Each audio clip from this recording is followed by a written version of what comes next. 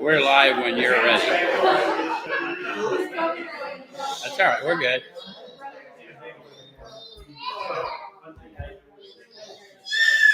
What time does 7 o'clock meeting start? 7 o'clock. 7 o'clock. We started early this week because last week we could not start on time, which in all the years we've done this, we've never managed to not start on time. That was devastating to some of us. Anyway, welcome to Position of Neutrality. We open every session of Position of Neutrality with a prayer, and Wayne is here tonight to help us with that. Yeah.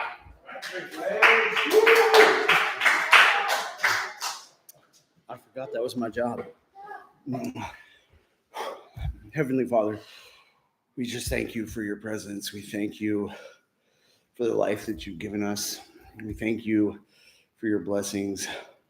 We thank you for the opportunity to serve you and to just run out into the world and proclaim your name. We ask for power to do so. In Jesus' name, amen. Amen.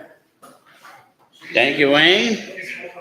To those of you who started joining us perhaps in the last 8 or 9 months, or any time up until now in the last 8 or 9 months, we now do this session from my home until we find another venue. So that's why the camera angles and the lighting and all of those things are a little odd to those of you. I get those comments from people around the country that, we look like we shot it in a basement. Well, not really, but in a living room, we did. And if you're ever in town, come see us. We have a meal beforehand. We do the meeting, and it's a big family of people just trying to grow in God. That's what we do. So what we do at PON, Position of Neutrality, is we take a look at the suggested instruction for a step or so a week directly out of this book, and we use this book in 12-step recovery. Why? Because it works. Yeah, the process described by the authors of this book has been proven to work for addicts of the hopeless variety, addicts to alcohol and other substances, and in fact, other behavioral disorders. So whatever behavioral or emotional, mental disorder you may be experiencing, we have a solution for you that will be revealed to you and through you as a result of this suggested manner of living. And all we do is read the testimony of the authors, the first 100, and then I will attempt to show you how I find my experience in it and encourage you to have your experience with it. And if we both do our job, we share a spiritual experience every time we get together. How many of you agree that that's what we do? So I got a room full here. They're all raising their hands. The anonymous nature of our fellowships, you have to take my word for that. Sometimes they yell, but they just ate. So they're just not, who knows what's up. When we speak of a spiritual experience in 12-step recovery, we're talking about a sensory experience. This isn't something it's not an act of faith to have the experience. It's actually a signature of spirit to awaken you to the spirit within you. And so it's tangible and it's sensory. And the beauty of that is when that happens for you, I'll know. And I'll call it to your attention wherever you are, whether you're Stephan in Philadelphia or whether you're Norman, Oklahoma, and Amanda and Jesse, or all the folks in Canada. Who? Chris. Oh, Chris in Texas. Chris, we haven't yelled at you in a while. Chris is one of our fellow alumni from the finer Texas institutions. And so anyway, tonight we're going to take a look at the instructions for step 12. And for those of you who are students of that other book, think about the book of Acts. Because by the time you're in step 12, you're walking out the Acts of the Apostles.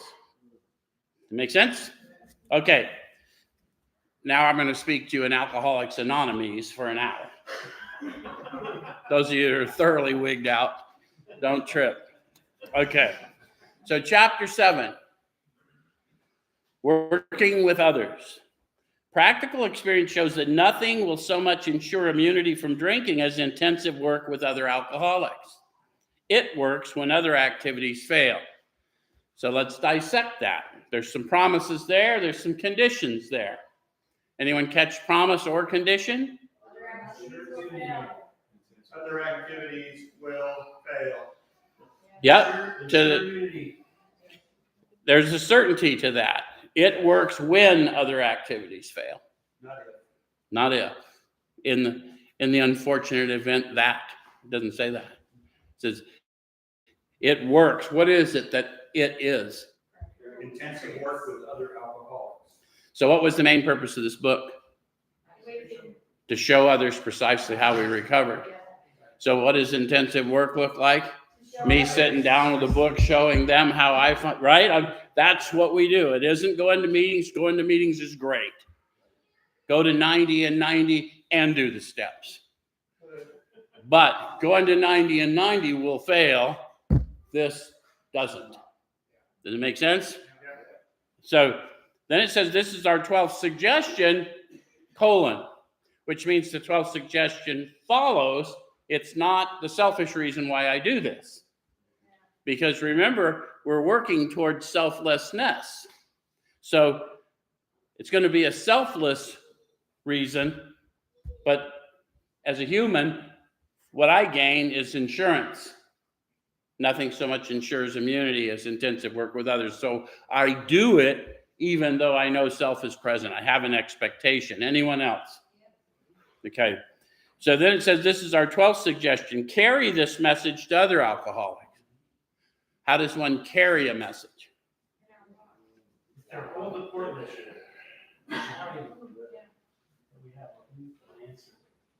Yeah, there's no wrong answer, but it probably doesn't require talking all the time, does it? No, it requires listening half the time. Or more, right? It's often people sitting back knowing the experience of me and then having a different experience of me and needing an explanation. And that's not consciously what happens. It's just what people start to see, that there's something different about the likes of me. So you can help when no one else can. You can secure their confidence when others fail. Remember, they're very ill. Who knows that besides people like us who have been in that state of delusion? Nobody. There's all kinds of trained people cannot get there. And that's not about a license to be mean. It's about a license to be frank. Right? Because I owe you nothing less. If you encounter me and want to know what I got going on, I owe you nothing less than the truth. Not my truth, not your truth, the truth. Yeah? So it says, remember, they're very ill. Life will take on new meaning. How many of you have needed life to take on new meaning?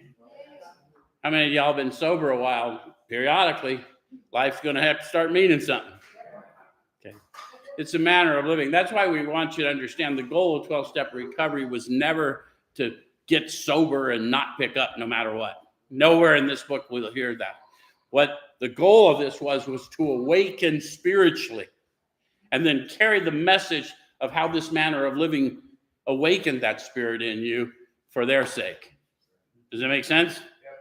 So to watch people recover, to see them help others, to watch loneliness vanish, to see a fellowship grow up about you, to have a host of friends, this is an experience you must not miss. Notice how they described all those sights and then described it as an experience. Do you know why they did that? How many of you have a new way of seeing today? A new way of hearing today? How many of you authenticate what people say by the way it makes you feel when they say it?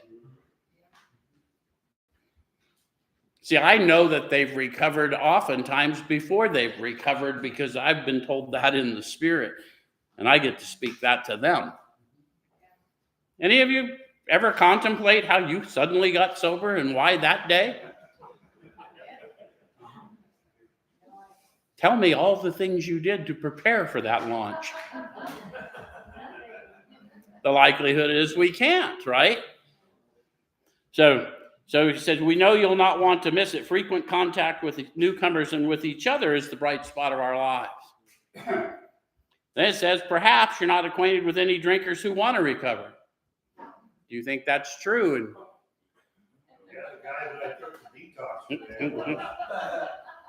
well, and Sean says that, but the truth is we don't even know that he doesn't desperately want to recover. If he's anything like me, I desperately wanted to recover, even though I had no outward action manifested to show it.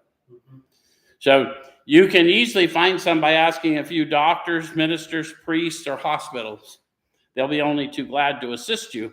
Don't start out as an evangelist or reformer. What are they warning us about? Hallelujah. Yeah. Demon run. Doesn't work. Yeah, we're probably not going to scare them into anything, and they're probably not going to be impressed with my opinion about their condition, right?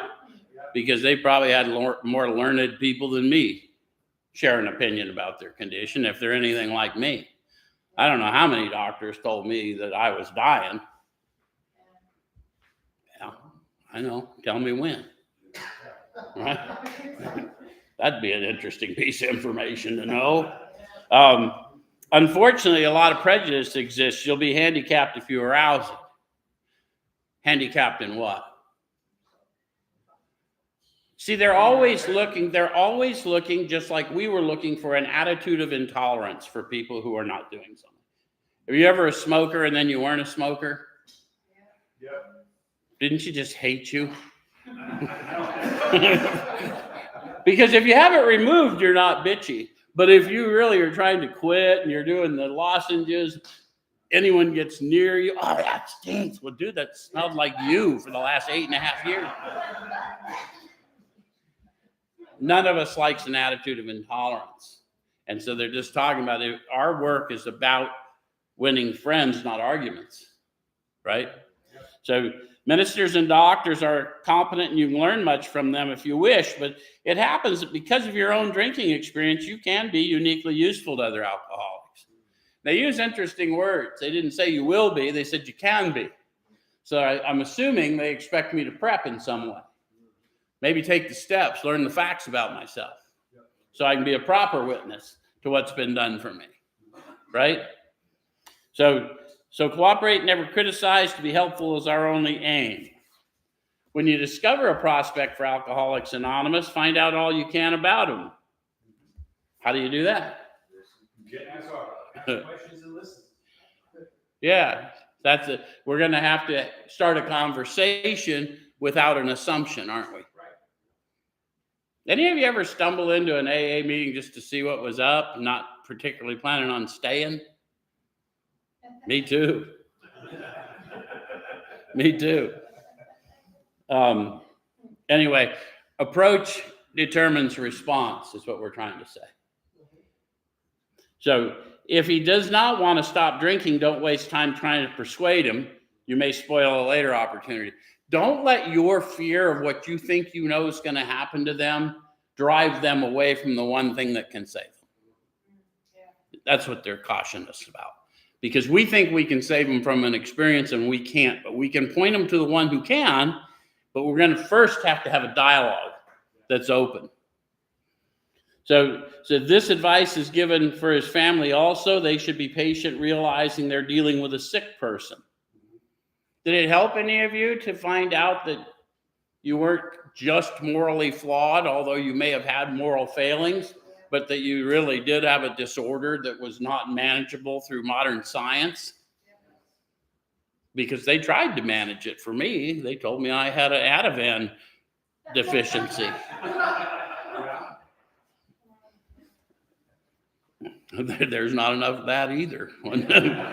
So if there's any indication that he wants to stop, have a good talk with the person most interested in him, usually his wife, get an idea of his behavior, his problems, his background, the seriousness of his condition, and his religious leanings.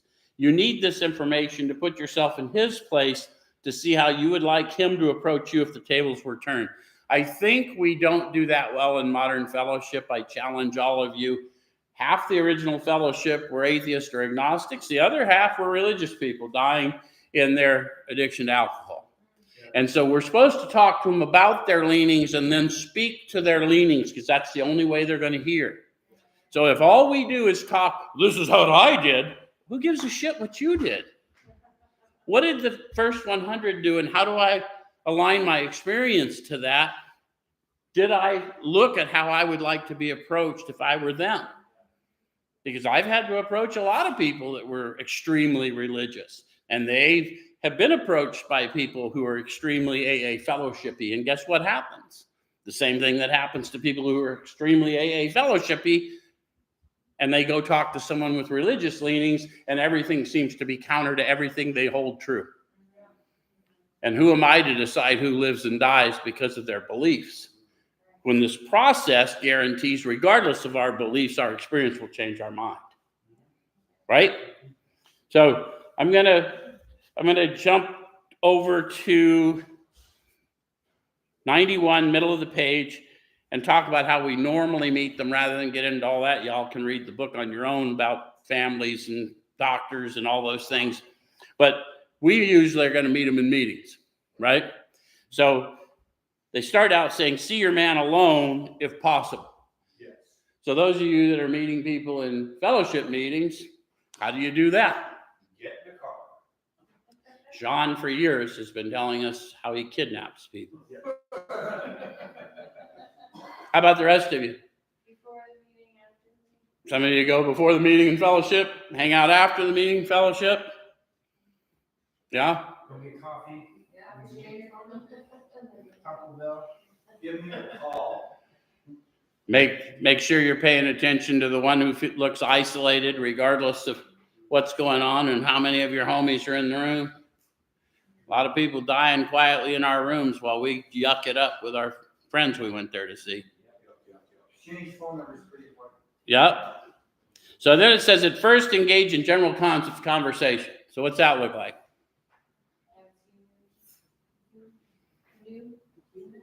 Been here before?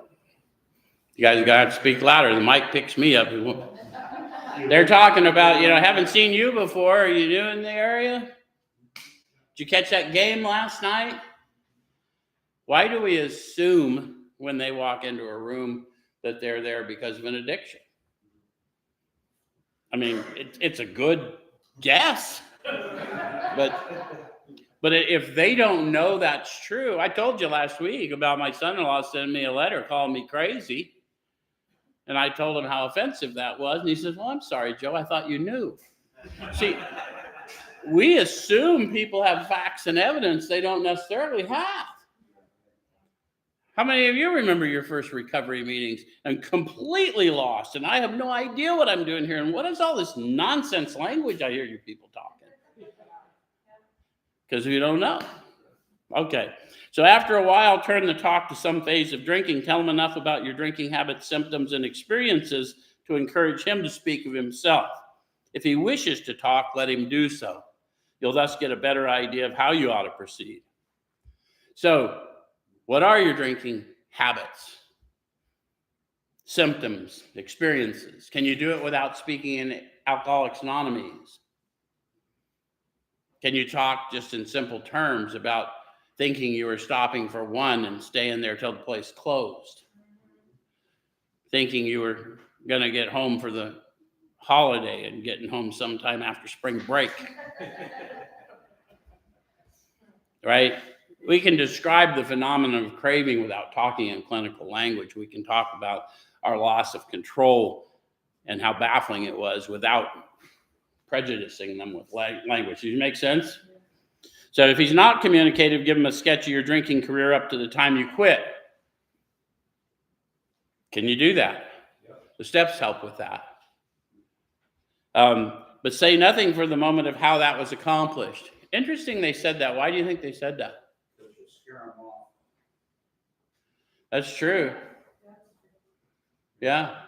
And I don't really know. I can't tell them how. I can tell them who.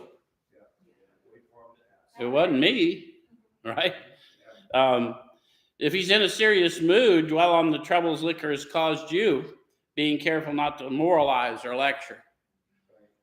So I know that I did a lot of things in order to get drugs and alcohol, and I did a lot of things because I was influenced by drugs and alcohol that really were not in my nature to do.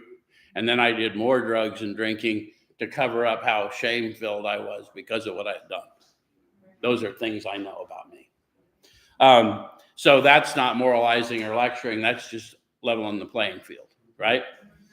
If his mood is light, tell him humorous stories of your escapades. How many of you have some humorous story? So the mistake we make is we need to make sure we're not trying to be funny when they're being somber. Because as somebody who came in tore up, there was nothing funny. And so I'm pretty sure you were laughing at me if you were laughing. Because I was just that deep in me, if that makes sense. So we kind of got to read the spirit and the room, huh? So get him to tell some of his. When he sees you know all about the drinking game, commence to describe yourself as an alcoholic. Tell him how baffled you were and how you finally learned that you were sick. The steps help you with that. As many people as in this room or in this audience around the country, how did you finally learn that you were sick? Some people got all the way to AA and read the doctor's opinion. That's what happened for Denise. Anyone else? Intervention. Some people got intervened. There's all kinds of clinical approaches to try and arrest the cycle, and some of them work for some people. They don't. Sean tried to kill himself and then realized that was not a rational thought. That's not uncommon either. We're just talking about how baffled we are and how we finally learn that we're sick. Yeah? Okay. So give them an account of the struggles you made to stop. You know what those are. Did some of you go to more than one rehab? Did some of you go to more secure rehabs? Financed by the state or the federal government or the county, perhaps. Our circles often include people who've been in gated communities. So show them the mental twist which leads to the first drink of a spree. Do you know what that is for you? Will you recognize that lie when somebody says it to you and is asking for help? How many of you, the excuse really didn't matter? The insanity's on. I don't need a reason. Okay, we suggest you do this as we've done it in the chapter on alcoholism. If he's alcoholic, he'll understand you at once. So let's test the theory. The chapter on alcoholism, more about alcoholism, they tell us some stories. They talk about a jaywalker. And they said, substitute your alcoholism for that jaywalker running in front of cars and getting hit and getting progressively more and more hurt and still not stopping. Does that fit? They talk about Jim, the car guy. He didn't drink till he was in his 30s. And then he found out he was fairly good at it. And he was so good at it that he drank away a dealership that he owned. And so he had to go to work for the dealership he once owned. It says on his way to work, he was a little agitated. Any of you ever get a job, something less than what you thought you were capable of? And you were grateful to get it, but it didn't take long to be agitated by the fact that you had to go listen to somebody talk about it. Yeah? That's what happened to Jim. When he got there, he had a few words with the boss. Nothing serious. Any of you ever got to work and had a few words with the boss? Nothing serious? On Tuesday. So anyway, after these words with the boss, Jim decides that he's going to leave the dealership and go out in the woods where car buyers hang out that don't come to dealerships so he can wrestle him a car buyer and bring him back to the dealership, supposedly. And on his way out to these woods where car buyers hang out, there's a roadside place, and they have a bar, but not to worry, he'd been there many times. So he walked into the bar, and he was pretty sure he could find a buyer for a car in there, so he wouldn't have to go to those silly woods. Any of you following his logic yet? He's agitated, so he's already in the illusion of control. His situation is a situation he's at least played a hand in. He's mad about it. He's barking at other people. Now he's avoiding his responsibility. Now he finds himself in a bar and he orders a sandwich and a glass of milk. And then the thought comes to him that if he were to order another sandwich and another glass of milk, he could pour a shot of whiskey into the milk and it would not hurt him on a full stomach. Any of you see the perfect logic there? Flawless. Yeah, and the experiment worked so well for Jim that he had another. And then it goes on to tell how he had another and another, and at some point he quit doing sandwiches and milk. But he did end up in an asylum. And a lot of people that are not drinkers, who put whiskey in milk? Well, you put whiskey in anything, and if it's got alcohol in it, you'll drink whatever if you carry it. But those of you who are purists and maybe you just did other drugs, did you not ever go down to the trap house just to show the fellows how good you were doing? I am an example of recovery.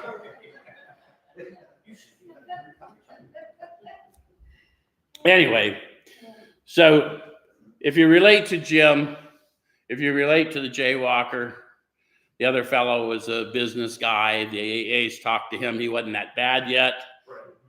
Yeah, I understand. I appreciate your full disclosure, but I'll just not pick up no matter what. Thank you very much. And what ends up happening is after some period of time, he walks in and just casually picks up a drink, and then he comes to 3 days later in a cab. And he ends up back in the hospital, and he encounters the AAs yet again, right? Okay. And they laugh at him. Yeah. Right. Which is what we do. So then it says that you're to match my inconsistencies, their inconsistencies with some of your own. So if some of you are doing that, now we're there. We're fishing. Now you're on the hook, right? So congratulations, you've caught alcoholism. And then it says, if you're satisfied that he's a real alcoholic, so how would I know if you're a real alcoholic? That's very specific. Page 21, 22, 20, right? What about the real alcoholic? More or less, seldom mildly intoxicated, always more or less insanely drunk. Because Sean came in and told us today that one of his fellows, when he got him to detox today, was it what, 2.3? No, 3.33. Oh, see, and that's really an achievement, to be upright and conscious over 3. And pulling weeds. Okay, good garden. So all we're saying is we're insanely drunk, like medically should be in the hospital. And yeah. Anyway, they go through a whole list of things, real Dr. Jekyll, Mr. Hyde, that type of thing. So if we're satisfied, then begin to dwell on the hopeless feature of the malady. No matter the need or desire that you can manifest, if you are this guy like I am this guy, you will not at a point be able to bring to consciousness that suffering, that humiliation of even a few weeks ago, and you'll end up exactly where you are or worse. And not because I know anything about you, but because I know a lot about me. Okay? So it says, show him from your own experience how the queer mental condition surrounding that first drink prevents normal functioning of the willpower. So do you know that from your step experience?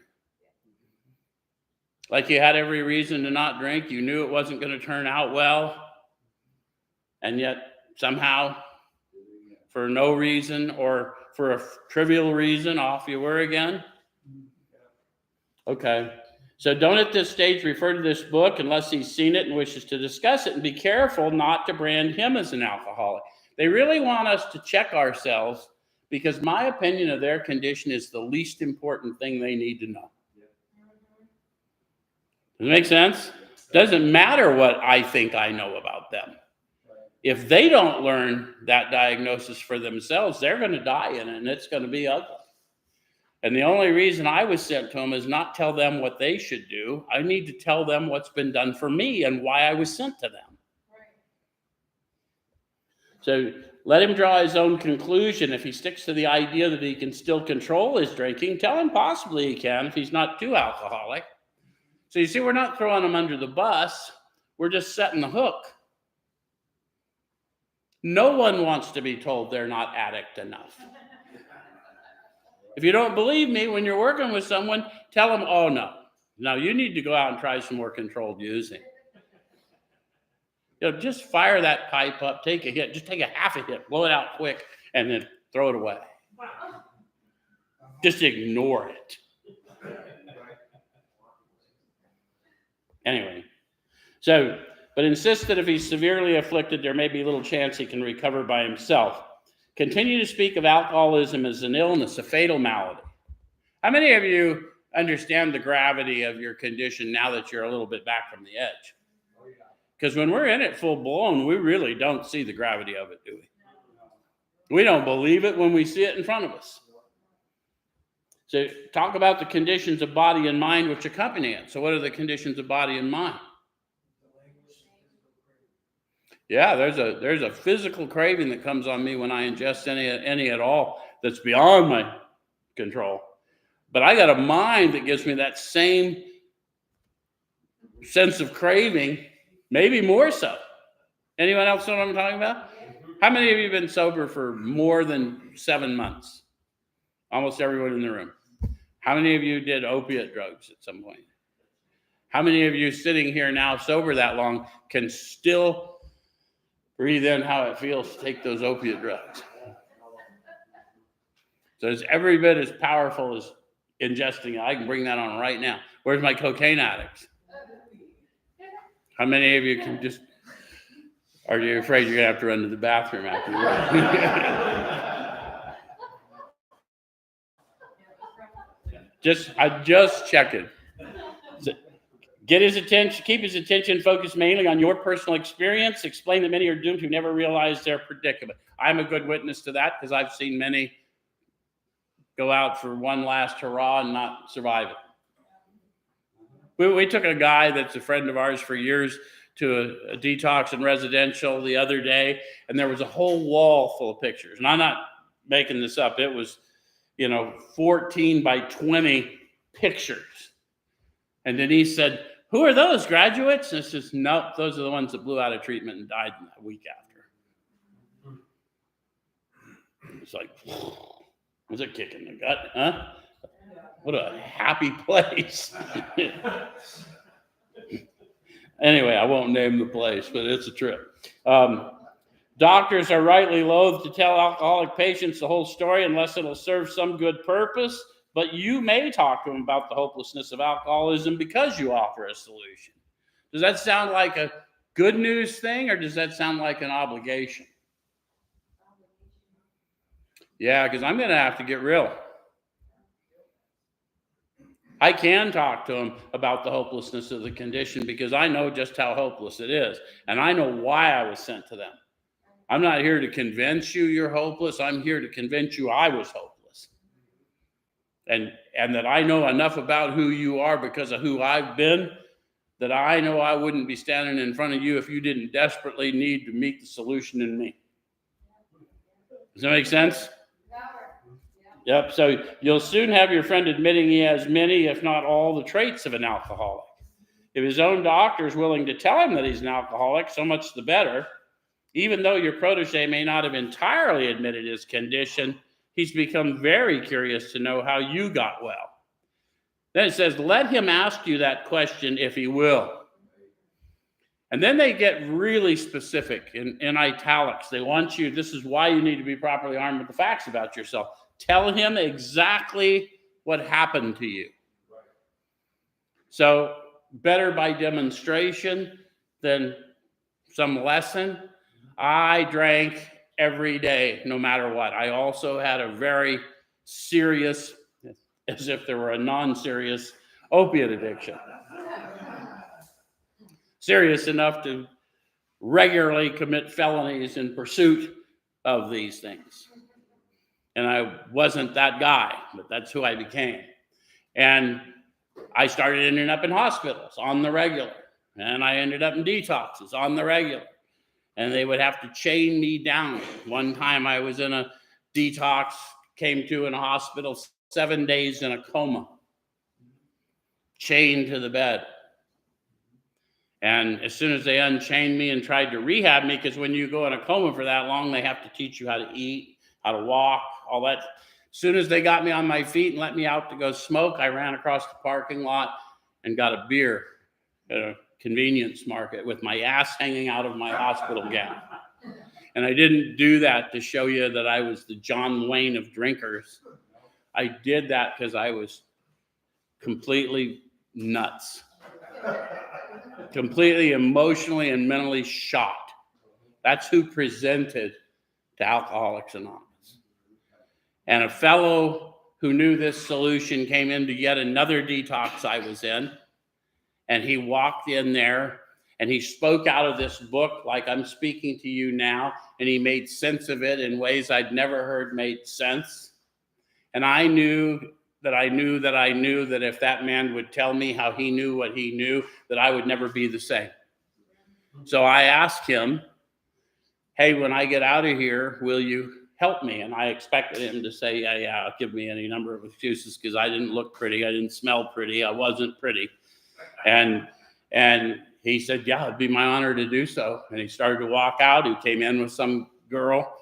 And about halfway across, it was a lockdown unit. By the time he got about halfway across the room, he spun around and he goes, on second thought, you don't look very good. You better call me before you get out. So I didn't take in a suggestion in years, folks. Nobody could tell me nothing. But I was scared to death not to listen to what this guy said. He spoke with such authority. And I called him when they told me they were going to release me. And he says, I can't get there tonight. Can you get yourself safe until morning? And I was going to my parents yet one more time. I don't know why they let me, but they did.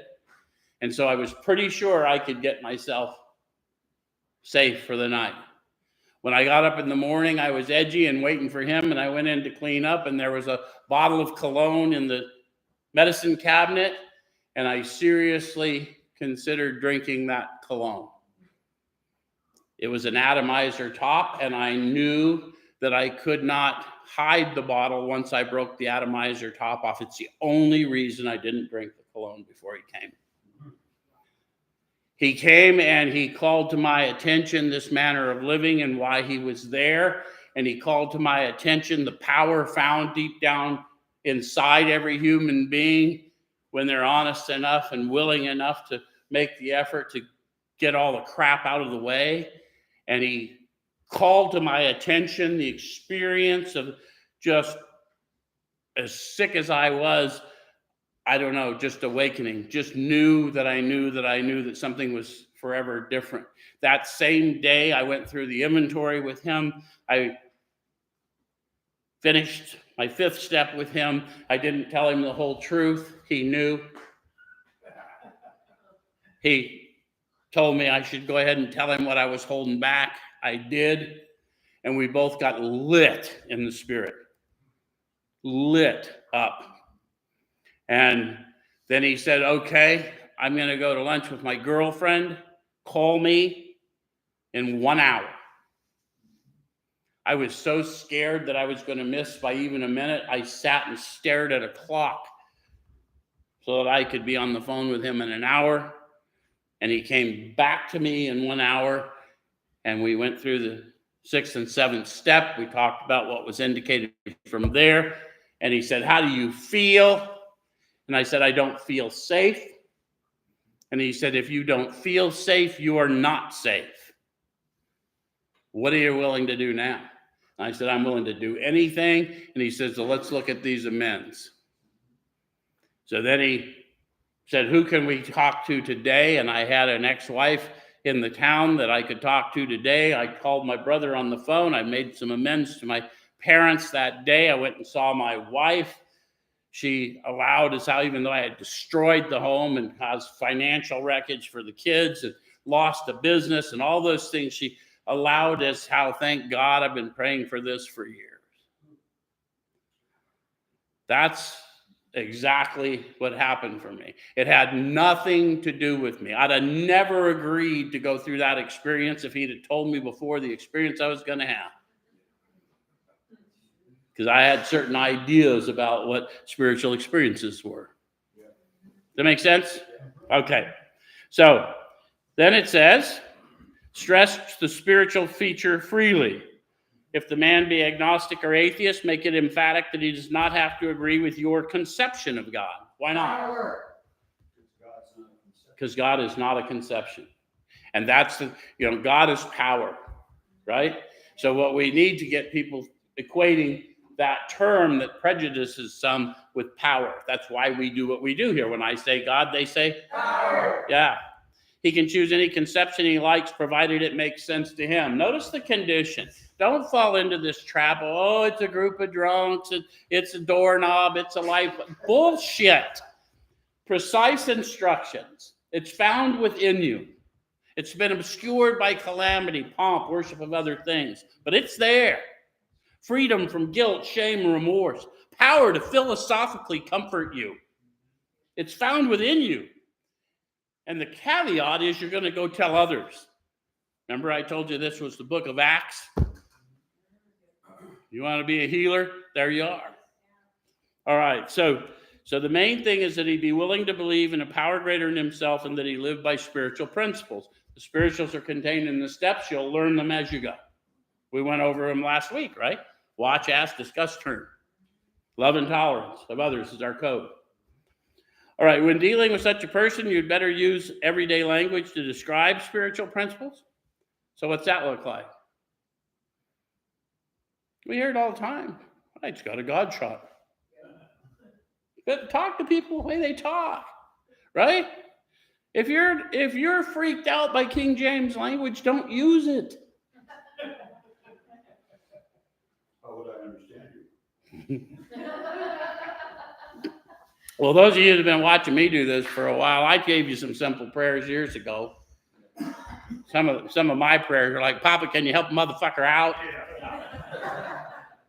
Because that's how I got here, tore the fuck up.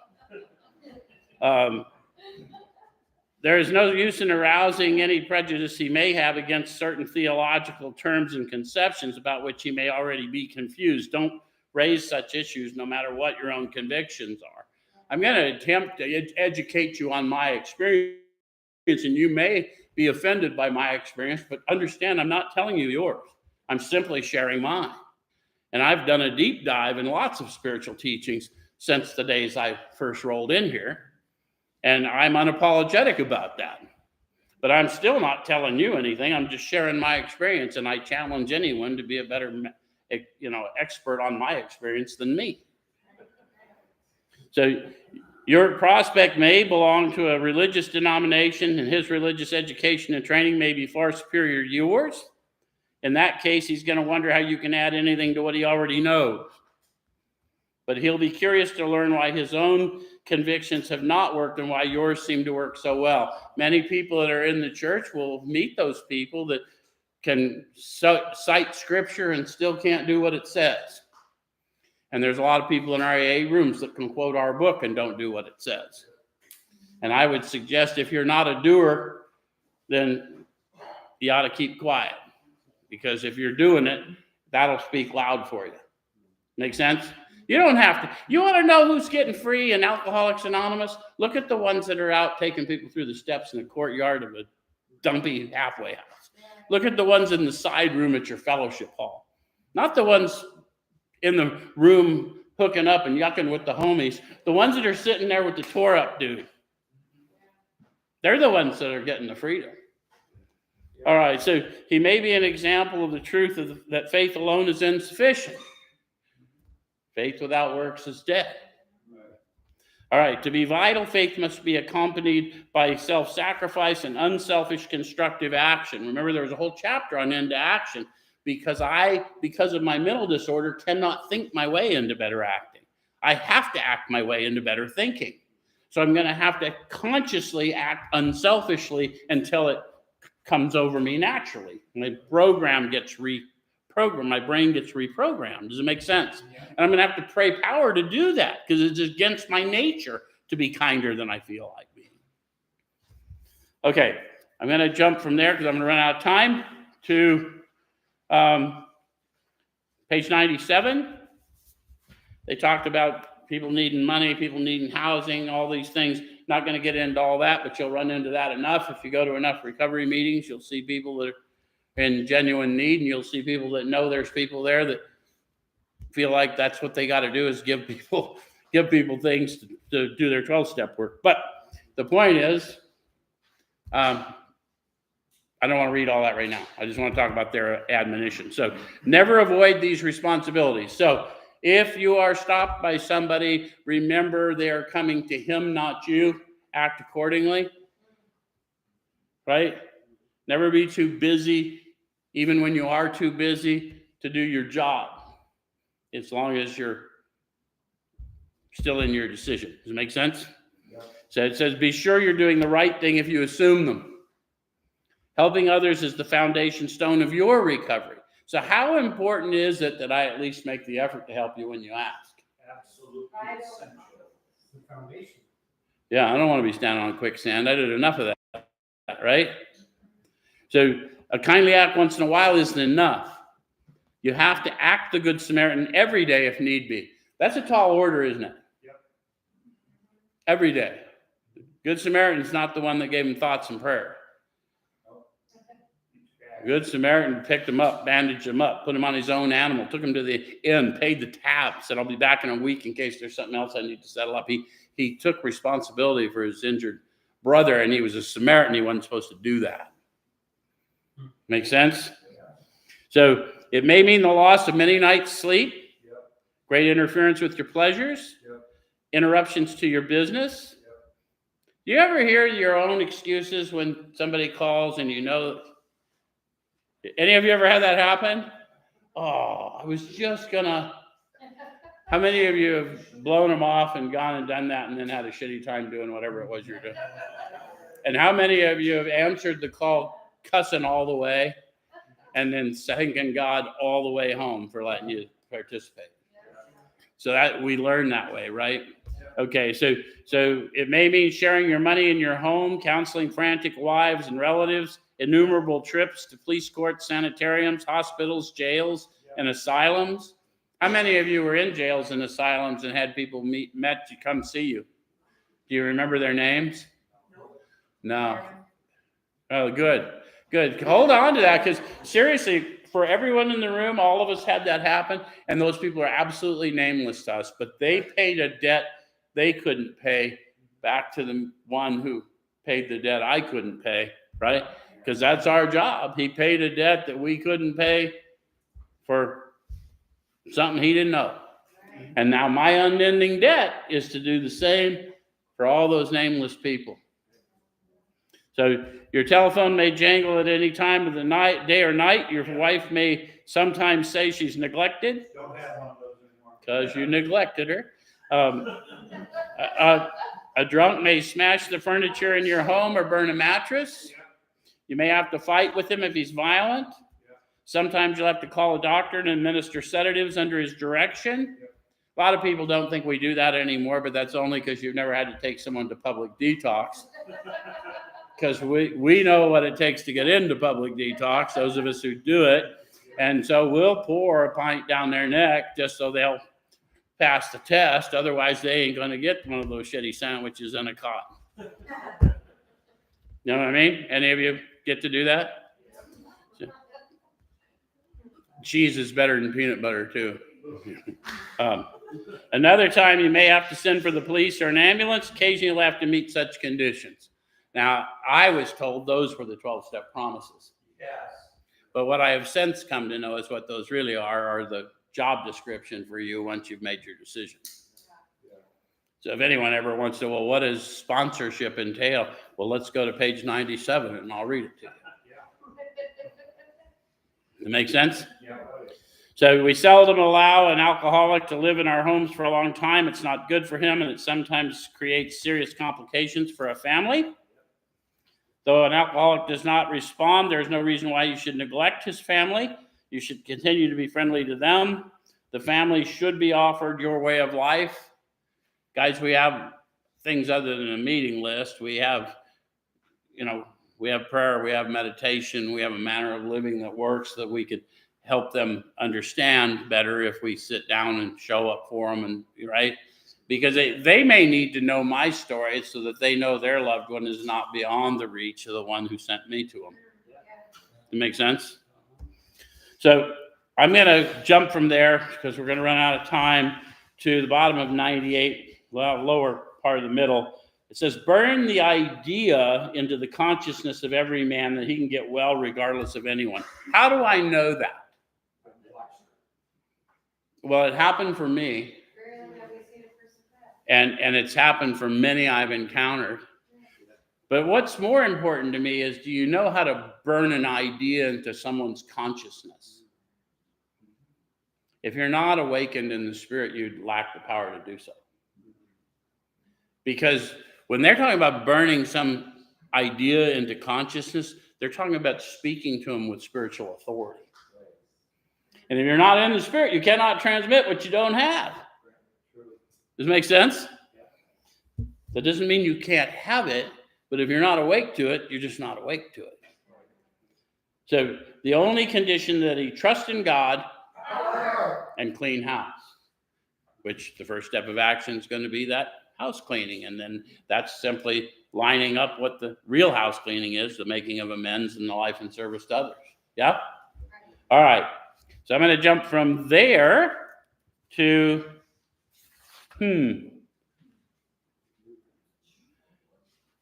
I know what we got to look at. Let's look at page 100. This one always freaks people out if they haven't paid attention. Both you and the new man must walk day by day in the path of spiritual progress. These guys are speaking from a deep spiritual perspective, but as having had a spiritual awakening. So they're not talking about man in the flesh. They're talking about you and the new man within you. Right? All the instructions up to this point is me awakening to that new guy within me and following that direction. Does it make sense? So they're telling you, because they've given you all the instructions through prayer and meditation, constant inventory, that I'm going to start seeing a changed nature. Yes? Yeah. And I'm going to start seeing access to power I previously did not possess. Yes? Yeah. So if you persist, remarkable things will happen. See how I told you this was a modern book of Acts? Signs and wonders follow us. If you take the stirrings that you're given and you reach out and use the healing power that's given you for those people, they will get well in spite of medical opinions. There's several people in this room, I'll guarantee you, short of a miracle, shouldn't be here. Me among them. When we look back, we realize the things that came to us when we put ourselves in God's hands were better than anything we could have planned. How many of you have replayed your life and think back to some of the things you were going to do that were as important to you, and then look at what you received instead and wonder where the importance went to some of those things? Interesting, isn't it? So it says, follow the dictates of a higher power, and you'll presently live in a new and wonderful world, no matter what your present circumstances. I came in completely destitute, stumbled into a homeless shelter, didn't get a hell of a lot better off for a long time thereafter, but I didn't drink. I served, and I was instantly different, though my circumstances didn't change for years. Just so you understand. So if some people are trying to tell you that evidence of the promises is new cars and new houses, nonsense. Evidence of the promises are a new creation standing before you. And it's so obvious when it happens. People that knew me and then knew me didn't know me. So I want to jump from there to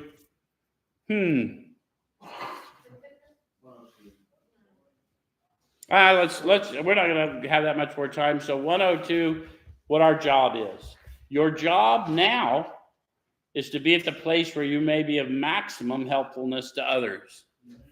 So guys, don't believe the things that you've heard over the years from people who haven't done what's required, that you can't go places, you can't do things. If you're not spiritually fit, you shouldn't be doing any of it.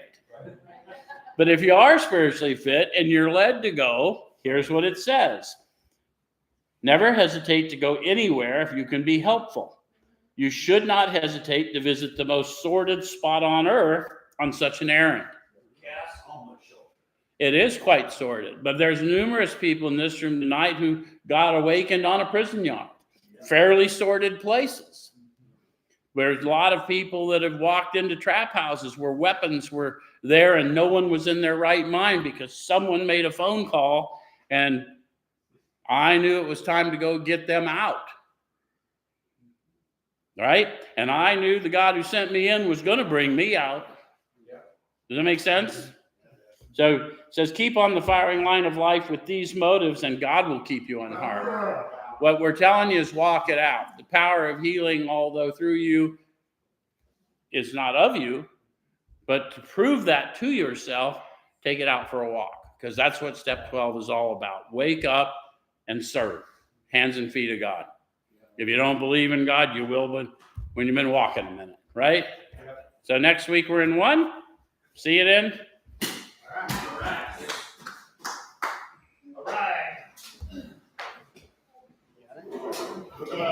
We'll see.